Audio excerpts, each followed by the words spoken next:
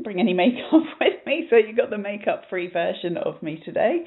But I'm here to compete in a High Rocks event on Sunday, a little bit of sightseeing today and chilling out. But I thought I really wanted to come in with what's now becoming a regular feature. Little blip in the Wi-Fi connection here where I'm staying as well. But I'm back. So back with my Friday tips.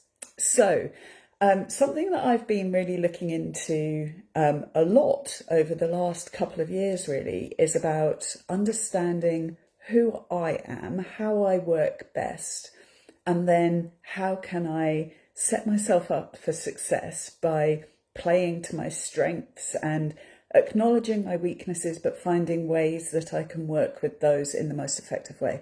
And this has been a real game changer because we're often told there's a best way to work. But actually, if you're trying to shoehorn yourself as a square peg into a round hole, it's not your best way to work. So really spending time to become really self-aware about who you are, and then working through what's the best way for me to work so that I can be as effective and as efficient as possible for me. So that can be everything from the time of day that you work. So I know in my usual routine, I go to the gym first thing. That kind of eases me into the day, and it's a much better way for me to work. But today I particularly wanted to talk about introverts and extroverts. Are probably all really identified as an ambivert for quite a while, in fact.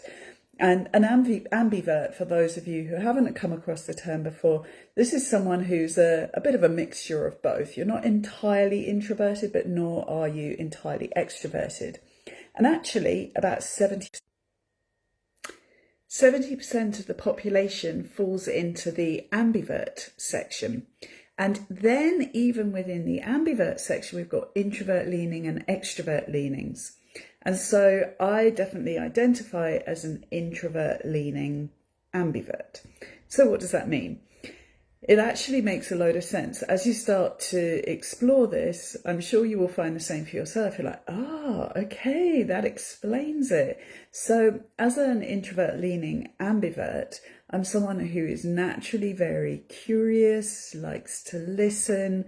And so it makes sense that I love doing my podcast, Becoming Unapologetically Me, and talking to all of my guests because I'm curious to find out who they are. I love listening to their stories. It taps right into who I naturally am.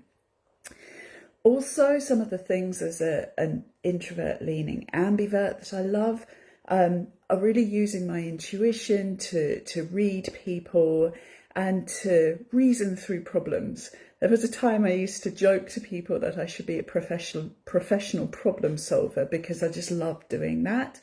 And then organising data and then keeping up and following up with people that you've already contacted with. And I'm like, yes, these are all things that really energise me in my life.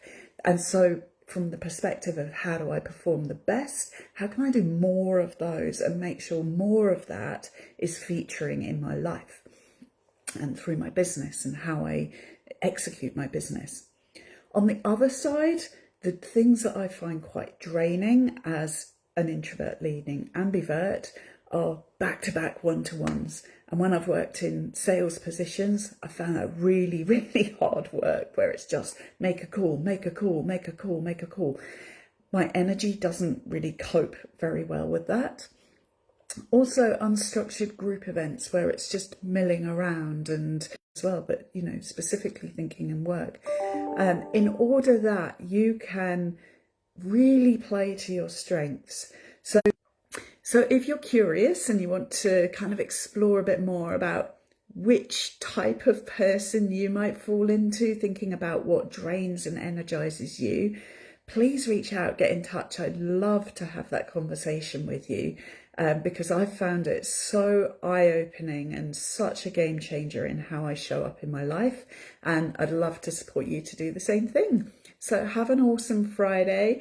I'm off to experience the French delights and I will speak to you soon. Take care. Bye.